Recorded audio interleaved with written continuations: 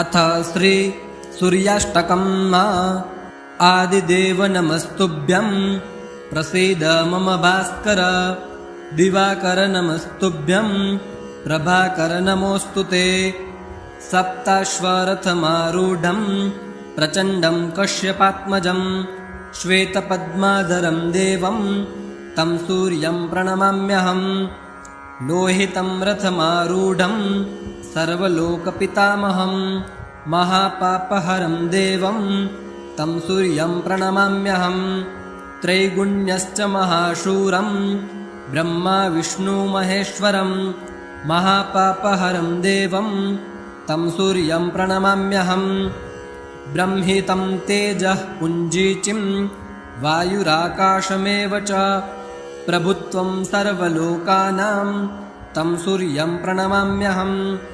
बन्धूकपुष्पसङ्काशं हारकुण्डलभूषितम् एकचक्रधरं देवं तं सूर्यं प्रणमाम्यहम् तं सूर्यं लोककर्तारं महातेजः प्रदीपनं महापापहरं देवं तं सूर्यं प्रणमाम्यहम् तं सूर्यं जगतां नाथं ज्ञानप्रकाशमोक्षदं महापापहरं देवं तं सूर्यं प्रणमाम्यहम् सूर्याष्टकं पठेन्नित्यं ग्रहपीडाप्रणाशनम् अपुत्रो लभते पुत्रं दारिद्र्यो धनवान् भवेत् अमीशं मधुपानं च यः करोति रविर्दिने सप्तजन्म भवेत् रोगी जन्म जन्म दरिद्रता स्त्रीतैलमधुमांसानि ये त्यजन्ति रविर्दिने नव्याधिशोकदारिद्र्यं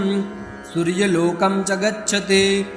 श्री सूर्याष्टकम् ओम तत्सत् श्री सूर्यार्पणमस्तु। गणेशाय नमः। अथ गणपति अथर्वशीर्षम्।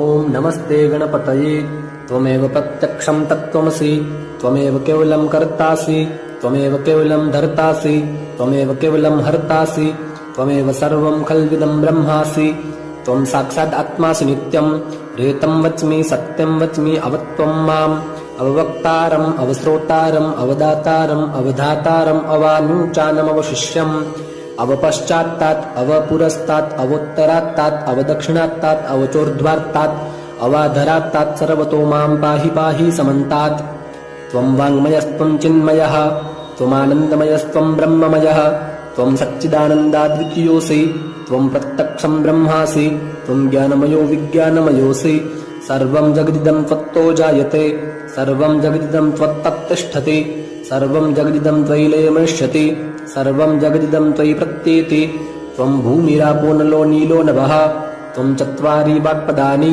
त्वं गुणत्रयातीतः त्वम् अवस्थात्रयातीतः त्वं देहत्रयातीतः त्वं कालत्रयातीतः त्वं मूलाधारस्थितोऽसि नित्यं त्वं शक्तित्रयात्मकः त्वं योगिनो ध्यायन्ति नित्यं त्वं ब्रह्मा त्वं विष्णुस्त्वं रुद्रस्त्वम् इन्द्रस्त्वम् अग्निस्त्वं वायुस्त्वं सूर्यस्त्वं चन्द्रमास्त्वं ब्रह्म भूर्भुवः स्वरोम् गणादीन् पूर्वमुच्चर्य वर्णादिस्तदनन्तरम् अनुस्वारः परतरः अर्धेन्दुलसितं तारेण रुद्धम् एतत्तव मनुस्वरूपं गकारः पूर्वरूपम् अकारो मध्यमरूपम् अनुस्वारश्चान्त्यरूपम् बिन्दुरुत्तररूपम् नादः सन्धानं संहिता सन्धिः सैषा गणेशविद्या गणकऋषिः निःसृद्गायत्री छन्दः गणपतिर्देवता ॐ गं गणपतये नमः। ॐ एकदन्ताय विद्महे वक्रतुण्डाय धीमहि तन्नो दन्ति प्रचोदयात् एकदन्तं चतुर्हस्तं पाशमङ्कुशधारिणं रदं च वरदं हस्तैर्बिभ्राणं मूषकध्वजं रक्तं लम्बोदरं शूर्पाकर्णकं रक्तवाससं रक्तगन्धानुलिप्ताङ्गं रक्तपुष्पैः सुपूजितं भक्तानुकम्पिनं देवं जगत्कारणमच्युतम् आविर्भूतं च सृष्ट्यादौ प्रकृतेः पुरुषात् परम् एवं ध्यायति यो नित्यं स योगी योगिनां वरः। ॐ नमो व्रातपतये नमो गणपतये नमः प्रमथपतये नमस्ते अस्तु लम्बोदरायैकदन्ताय विघ्ननाशिने शिवसुताय श्रीवरदमूर्तये नमः।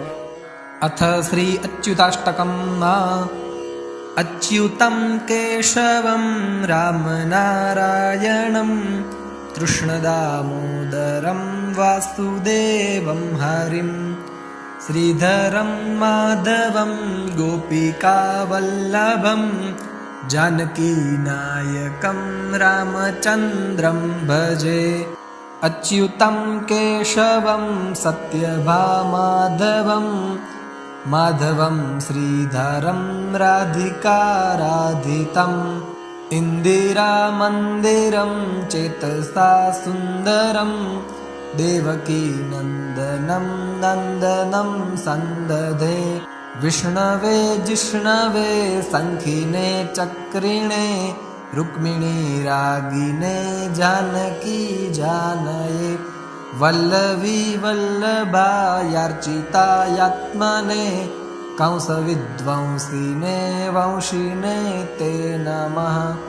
कृष्ण गोविन्द हे राम नारायण श्रीपते वासुदेवार्जिता श्रीनिधे। अच्युतानन्त हे माधवादोक्षज द्वारकानायक द्रौपदी रक्षक।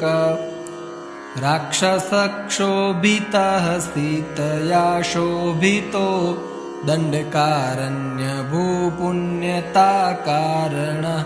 लक्ष्मणेनान्वितो वानरैः सेवितो गत्स्य अगत्य सम्पूजितो राघवः पातु माम्। तेनुकारिष्टकानिष्टकुद्वेषिणां केशिहा कंसरद्वंशिका वादकः। पूतना कोपकः सूरजाखेलनो बालगोपालकः पातु मां सर्वदा।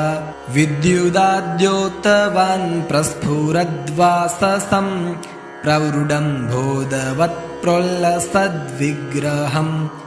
वन्यया मालया शोभितोरस्थलं लोहिताङ्घ्रिद्वयं वारिजाक्षं भजे। कुञ्चितैः कुन्तलैर्भ्राजिमानाननं रत्नमौलिं लसत्कुण्डलं गण्डयो। हारकेयूरकं कङ्कणप्रोज्ज्वलं किङ्किणीमञ्जुलं श्यामलं तं भजे। अच्युतस्याष्टकं यः पठेदिष्टदं प्रेमतः प्रत्यहं पुरुषः सस्पृहम्। वृत्ततः सुन्दरं वेद्य विश्वम्भरं तस्य वश्यो हरिर्जायते सत्वरम्। श्रीमत्शङ्कराचार्य विरचितं श्री अच्युताष्टकम्। ॐ तत्सत् श्री कृष्णार्पणमस्तु। अथ श्री विष्णु अष्टोत्तर शतनामस्तोत्रम्।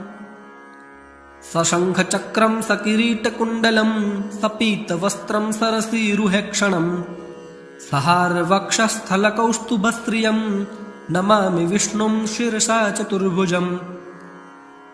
अष्टोत्तरशतं नाम्नां विष्णोरतुलतेजसः यस्य श्रवणमात्रेण नरो नारायणो भवेत्। विष्णुर्जिष्णुर्वषट्कारो देवदेवो वृषाकृपिः दामोदरो दीनबन्धुरादिदेवोदितेः सुतः। पुण्डरीकः परानन्दः परमात्मा परात्परः परशुधारी विश्वात्मा कृष्णः कलिमलापहः।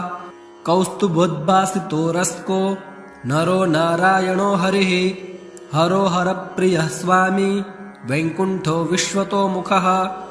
ऋषिकेशो प्रमेयात्मा वराहो धरणीधरः वामनो वेदवक्ता च वासुदेवः सनातनः। रामो विरामविरतो रावणारी रमापतिः वैकुण्ठवासी वसुमान् तनदो धरणीधरः। धर्मेशो धरणीनाथो ध्येयो धर्मभृतांवरः। सहस्रशीर्षा पुरुषः सहस्राक्षः सहस्रपात् सर्वगः सर्ववित् सर्व शरण्यः साधुवल्लभः। कौसल्यानन्दनः श्रीमान् रक्षः कुलविनाशकः। जगत्कर्ता जगद्भर्ता जगज्जेता जनार्तिः जानकीवल्लभो देवो जयरूपो जलेश्वरः। क्षीराब्धिवासी क्षीराब्धि तनया वल्लभस्तथा शेषशायी पन्नगारी वाहनो विष्टरस्रवः माधवो मथुरानाथो मोहदो मोहनाशनः दैत्यारिः पुण्डरीकाक्षो यच्युतो मधुसूदनः सोमः सूर्याग्निनयनो नृसिंहो भक्तवत्सलः नित्यो निरामयः शुद्धो नरदेवो जगत्प्रभुः हयग्रीवो जितरीपुरूपेन्द्रो रुक्मिणीपतेः सर्वदेवमयः श्रीशः सर्वाधारः सनातनः सौम्यः सौम्यप्रदः स्रष्टा विश्वक्सेनो जनार्दनः यशोदातनयो योगी योगशास्त्रपरायणः रुद्रात्मको रुद्रमूर्ति राघवो मधुसूदनः इति ते कथितं दिव्यं नाम्नामष्टोत्तरं शतं सर्वपापहरं पुण्यं विष्णोरमिततेजसः दुःखदारिद्र्यदुर्भाग्य नाशनं सुखवर्धनं सर्वसम्पत्करं सौम्यं महापातकनाशनं प्रातरुत्थाय विप्रेन्द्र पठेदेकाग्रमानसः तस्य नश्यन्ति विपदां रासयः सिद्धिमाप्नुयात्। जय जय श्री पद्मपुराणे उत्तरखण्डे श्री विष्णु अष्टोत्तरशतनाम स्तोत्रम्। ओं तत्सत् श्री विष्णोः अर्पणमस्तु। अथ श्री अष्टलक्ष्मी स्तोत्रम्।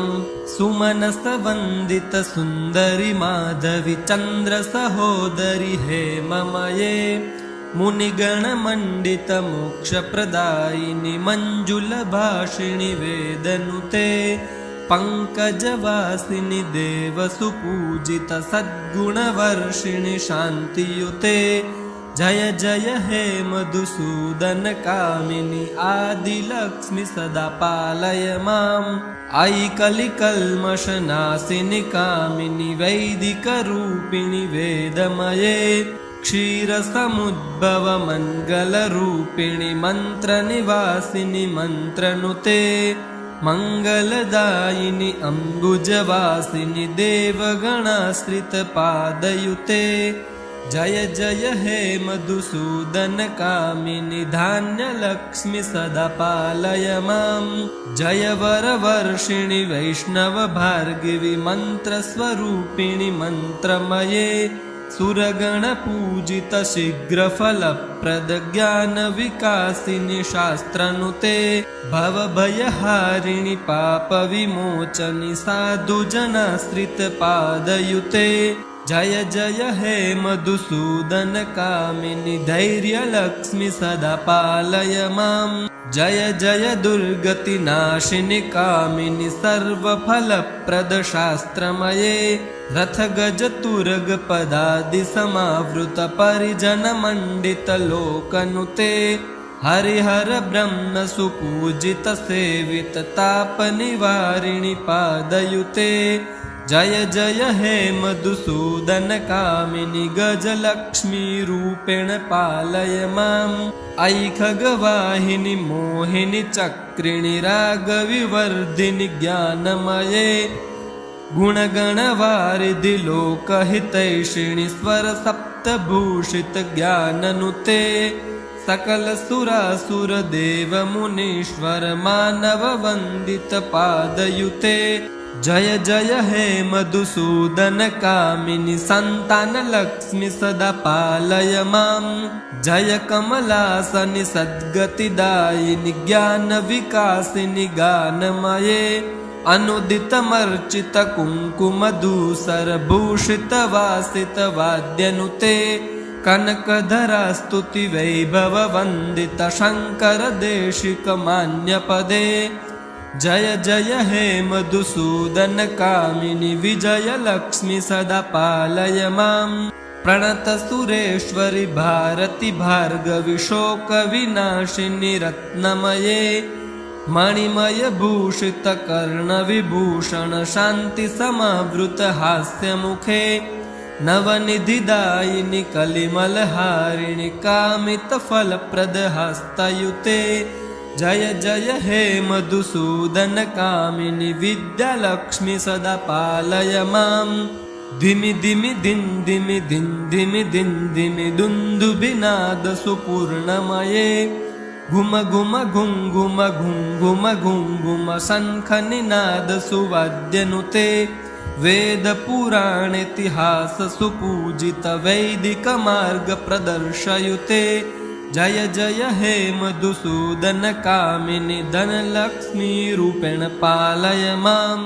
अथ श्रीसिद्धकुञ्जिकास्तोत्रम्। श्रीशिव उवाच शृणु देवि प्रवक्ष्यामि कुञ्जिकास्तोत्रमुत्तमम् येन मन्त्रप्रभावेण चण्डीजापः शुभो भवेत्। न कवचं न रगलास्तोत्रं कीलकं न रहस्यकं न शुक्तं नापि ध्यानं च न न्यासो न च वार्चनं। कुञ्जिकापाठमात्रेण दुर्गापाठफलं लभेत्। अतिगुह्यतरं देवी देवानामपि दुर्लभम्।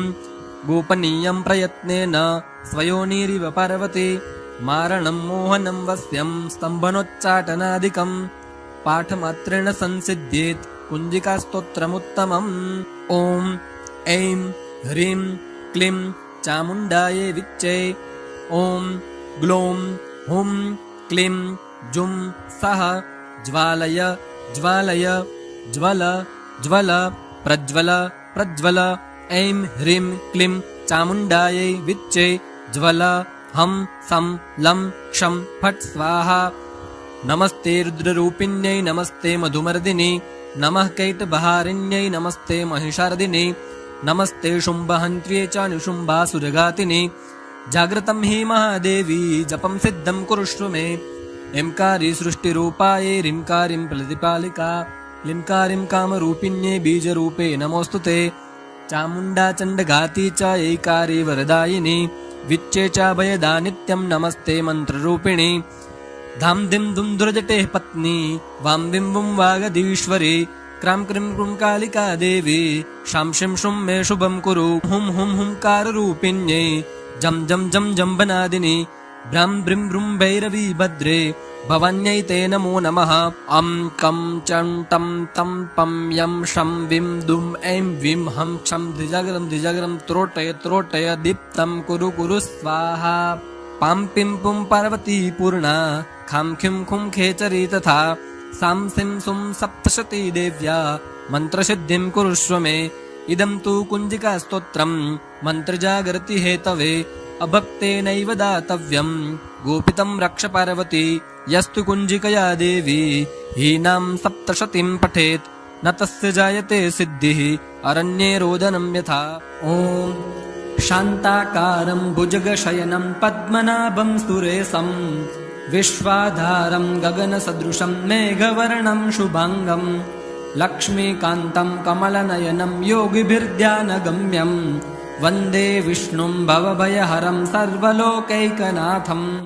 ॐ शान्ताकारं भुजगशयनं पद्मनाभं सुरेशं विश्वाधारं गगनसदृशं मेघवर्णं शुभाङ्गं लक्ष्मीकान्तं कमलनयनं योगिभिर्ध्यानगम्यं वन्दे विष्णुं भवभयहरं सर्वलोकैकनाथम्।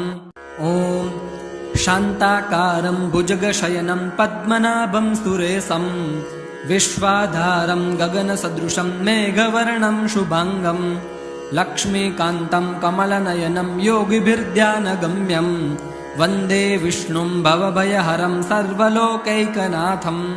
ॐ शान्ताकारं भुजगशयनं पद्मनाभं सुरेशं विश्वाधारं गगनसदृशं मेघवर्णं शुभाङ्गं लक्ष्मीकान्तं कमलनयनं योगिभिर्ध्यानगम्यं वन्दे विष्णुं भवभयहरं सर्वलोकैकनाथम्।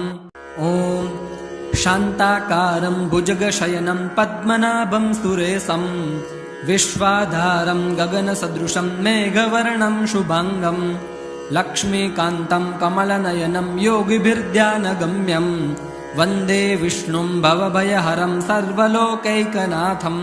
ॐ शान्ताकारं भुजगशयनं पद्मनाभं सुरेशं विश्वाधारं गगनसदृशं मेघवर्णं शुभाङ्गं लक्ष्मीकान्तं कमलनयनं योगिभिर्ध्यानगम्यं वन्दे विष्णुं भवभयहरं सर्वलोकैकनाथम्। ॐ शान्ताकारं भुजगशयनं पद्मनाभं सुरेशं विश्वाधारं गगनसदृशं मेघवर्णं शुभाङ्गं लक्ष्मीकान्तं कमलनयनं योगिभिर्ध्यानगम्यं वन्दे विष्णुं भवभयहरं सर्वलोकैकनाथम्। ॐ शान्ताकारं भुजगशयनं पद्मनाभं सुरेशं विश्वाधारं गगनसदृशं मेघवर्णं शुभाङ्गं लक्ष्मीकान्तं कमलनयनं योगिभिर्ध्यानगम्यं वन्दे विष्णुं भवभयहरं सर्वलोकैकनाथम्। ॐ शान्ताकारं भुजगशयनं पद्मनाभं सुरेशं विश्वाधारं गगनसदृशं मेघवर्णं शुभाङ्गं लक्ष्मीकान्तं कमलनयनं योगिभिर्ध्यानगम्यं वन्दे विष्णुं भवभयहरं सर्वलोकैकनाथम्। ॐ शान्ताकारं भुजगशयनं पद्मनाभं सुरेशं विश्वाधारं गगनसदृशं मेघवर्णं शुभाङ्गं लक्ष्मीकान्तं कमलनयनं योगिभिर्ध्यानगम्यं वन्दे विष्णुं भवभयहरं सर्वलोकैकनाथम्। ॐ शान्ताकारं भुजगशयनं पद्मनाभं सुरेशं विश्वाधारं गगनसदृशं मेघवर्णं शुभाङ्गं लक्ष्मीकान्तं कमलनयनं योगिभिर्ध्यानगम्यं वन्दे विष्णुं भवभयहरं सर्वलोकैकनाथम्। ॐ शान्ताकारं भुजगशयनं पद्मनाभं सुरेशं विश्वाधारं गगनसदृशं मेघवर्णं शुभाङ्गं लक्ष्मीकान्तं कमलनयनं योगिभिर्ध्यानगम्यं वन्दे विष्णुं भवभयहरं सर्वलोकैकनाथम्। ॐ शान्ताकारं भुजगशयनं पद्मनाभं सुरेशं विश्वाधारं गगनसदृशं मेघवर्णं शुभाङ्गं लक्ष्मीकान्तं कमलनयनं योगिभिर्ध्यानगम्यं वन्दे विष्णुं भवभयहरं सर्वलोकैकनाथम्। ॐ शान्ताकारं भुजगशयनं पद्मनाभं सुरेशं विश्वाधारं गगनसदृशं मेघवर्णं शुभाङ्गं लक्ष्मीकान्तं कमलनयनं योगिभिर्ध्यानगम्यं वन्दे विष्णुं भवभयहरं सर्वलोकैकनाथम्।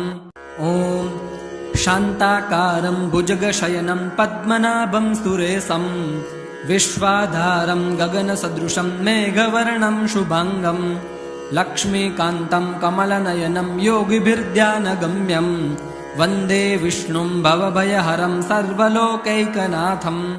ॐ शान्ताकारं भुजगशयनं पद्मनाभं सुरेशं विश्वाधारं गगनसदृशं मेघवर्णं शुभाङ्गं लक्ष्मीकान्तं कमलनयनं योगिभिर्ध्यानगम्यं वन्दे विष्णुं भवभयहरं सर्वलोकैकनाथम्। ॐ शान्ताकारं भुजगशयनं पद्मनाभं सुरेशं विश्वाधारं गगनसदृशं मेघवर्णं शुभाङ्गं लक्ष्मीकान्तं कमलनयनं योगिभिर्ध्यानगम्यं वन्दे विष्णुं भवभयहरं सर्वलोकैकनाथम्। ॐ शान्ताकारं भुजगशयनं पद्मनाभं सुरेशं विश्वाधारं गगनसदृशं मेघवर्णं शुभाङ्गं लक्ष्मीकान्तं कमलनयनं योगिभिर्ध्यानगम्यं वन्दे विष्णुं भवभयहरं सर्वलोकैकनाथम्।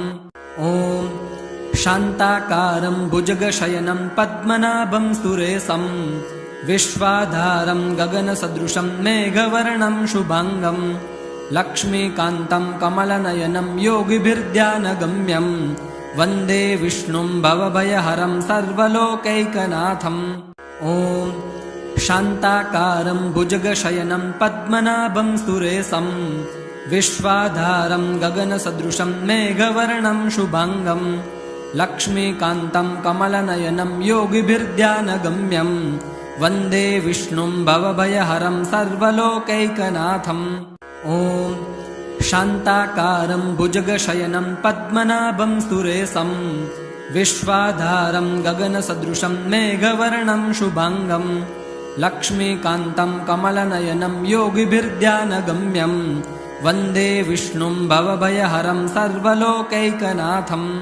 ॐ शान्ताकारं भुजगशयनं पद्मनाभं सुरेशं विश्वाधारं गगनसदृशं मेघवर्णं शुभाङ्गं लक्ष्मीकान्तं कमलनयनं योगिभिर्ध्यानगम्यं वन्दे विष्णुं भवभयहरं सर्वलोकैकनाथम् ॐ शान्ताकारं भुजगशयनं पद्मनाभं सुरेशं विश्वाधारं गगनसदृशं मेघवर्णं शुभाङ्गं लक्ष्मीकान्तं कमलनयनं योगिभिर्ध्यानगम्यं वन्दे विष्णुं भवभयहरं सर्वलोकैकनाथम् ॐ शान्ताकारं भुजगशयनं पद्मनाभं सुरेशं विश्वाधारं गगनसदृशं मेघवर्णं शुभाङ्गं लक्ष्मीकान्तं कमलनयनं योगिभिर्ध्यानगम्यं वन्दे विष्णुं भवभयहरं सर्वलोकैकनाथम्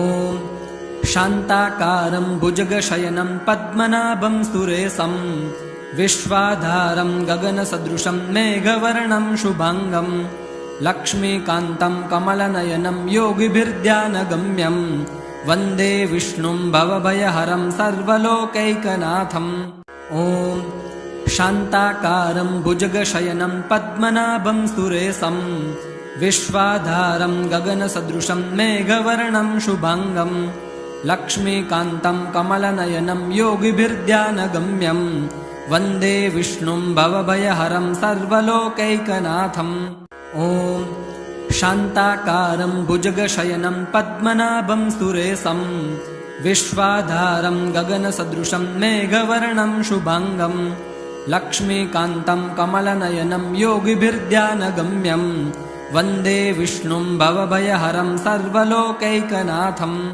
ॐ शान्ताकारं भुजगशयनं पद्मनाभं सुरेशं विश्वाधारं गगनसदृशं मेघवर्णं शुभाङ्गं लक्ष्मीकान्तं कमलनयनं योगिभिर्ध्यानगम्यं वन्दे विष्णुं भवभयहरं सर्वलोकैकनाथम् ॐ शान्ताकारं भुजगशयनं पद्मनाभं सुरेशं विश्वाधारं गगनसदृशं मेघवर्णं शुभाङ्गं लक्ष्मीकान्तं कमलनयनं योगिभिर्ध्यानगम्यं वन्दे विष्णुं भवभयहरं सर्वलोकैकनाथम् ॐ शान्ताकारं भुजगशयनं पद्मनाभं सुरेशं विश्वाधारं गगनसदृशं मेघवर्णं शुभाङ्गं लक्ष्मीकान्तं कमलनयनं योगिभिर्ध्यानगम्यं वन्दे विष्णुं भवभयहरं सर्वलोकैकनाथम्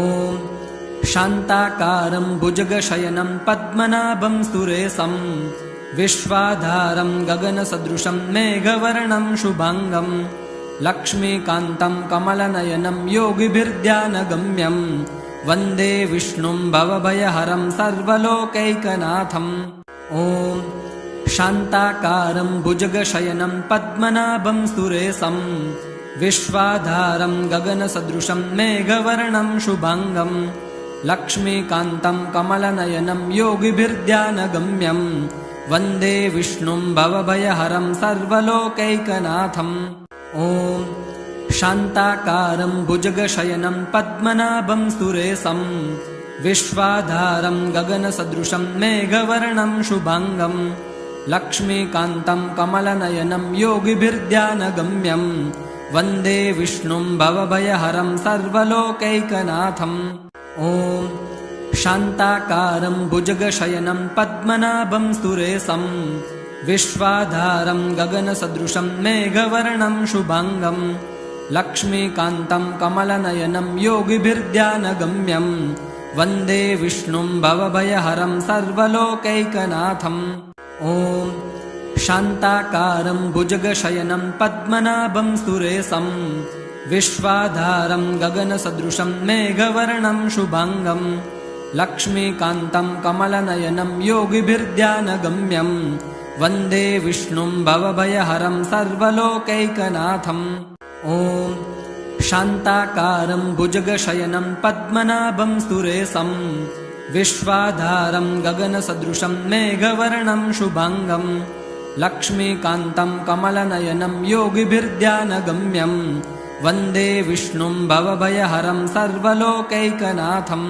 ॐ शान्ताकारं भुजगशयनं पद्मनाभं सुरेशं विश्वाधारं गगनसदृशं मेघवर्णं शुभाङ्गं लक्ष्मीकान्तं कमलनयनं योगिभिर्ध्यानगम्यं वन्दे विष्णुं भवभयहरं सर्वलोकैकनाथम् ॐ शान्ताकारं भुजगशयनं पद्मनाभं सुरेशं विश्वाधारं गगनसदृशं मेघवर्णं शुभाङ्गं लक्ष्मीकान्तं कमलनयनं योगिभिर्ध्यानगम्यं वन्दे विष्णुं भवभयहरं सर्वलोकैकनाथम् ॐ शान्ताकारं भुजगशयनं पद्मनाभं सुरेशं विश्वाधारं गगनसदृशं मेघवर्णं शुभाङ्गं लक्ष्मीकान्तं कमलनयनं योगिभिर्ध्यानगम्यं वन्दे विष्णुं भवभयहरं सर्वलोकैकनाथम्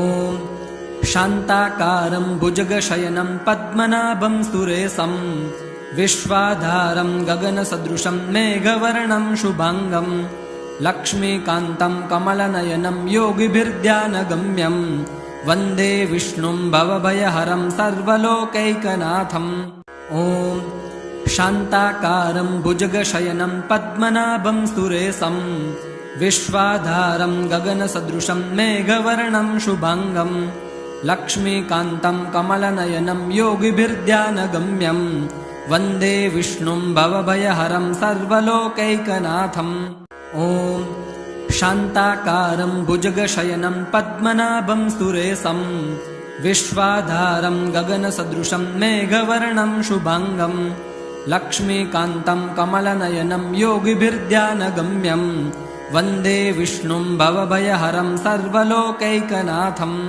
ॐ शान्ताकारं भुजगशयनं पद्मनाभं सुरेशं विश्वाधारं गगनसदृशं मेघवर्णं शुभाङ्गं लक्ष्मीकान्तं कमलनयनं योगिभिर्ध्यानगम्यं वन्दे विष्णुं भवभयहरं सर्वलोकैकनाथम् ॐ शान्ताकारं भुजगशयनं पद्मनाभं सुरेशं विश्वाधारं गगनसदृशं मेघवर्णं शुभाङ्गं लक्ष्मीकान्तं कमलनयनं योगिभिर्ध्यानगम्यं वन्दे विष्णुं भवभयहरं सर्वलोकैकनाथम् ॐ शान्ताकारं भुजगशयनं पद्मनाभं सुरेशं विश्वाधारं गगनसदृशं मेघवर्णं शुभाङ्गं लक्ष्मीकान्तं कमलनयनं योगिभिर्ध्यानगम्यं वन्दे विष्णुं भवभयहरं सर्वलोकैकनाथम्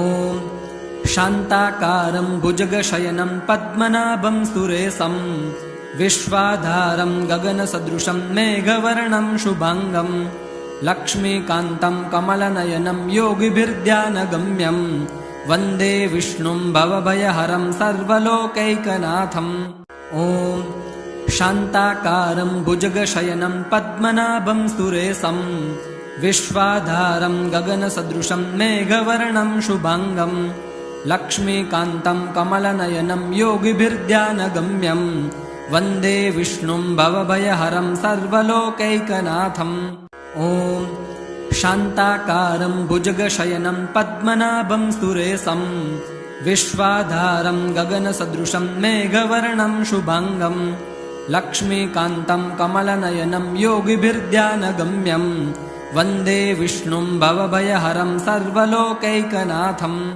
ॐ शान्ताकारं भुजगशयनं पद्मनाभं सुरेशं विश्वाधारं गगनसदृशं मेघवर्णं शुभाङ्गं लक्ष्मीकान्तं कमलनयनं योगिभिर्ध्यानगम्यं वन्दे विष्णुं भवभयहरं सर्वलोकैकनाथम् ॐ शान्ताकारं भुजगशयनं पद्मनाभं सुरेशं विश्वाधारं गगनसदृशं मेघवर्णं शुभाङ्गं लक्ष्मीकान्तं कमलनयनं योगिभिर्ध्यानगम्यं वन्दे विष्णुं भवभयहरं सर्वलोकैकनाथम् ॐ शान्ताकारं भुजगशयनं पद्मनाभं सुरेशं विश्वाधारं गगनसदृशं मेघवर्णं शुभाङ्गं लक्ष्मीकान्तं कमलनयनं योगिभिर्ध्यानगम्यं वन्दे विष्णुं भवभयहरं सर्वलोकैकनाथम्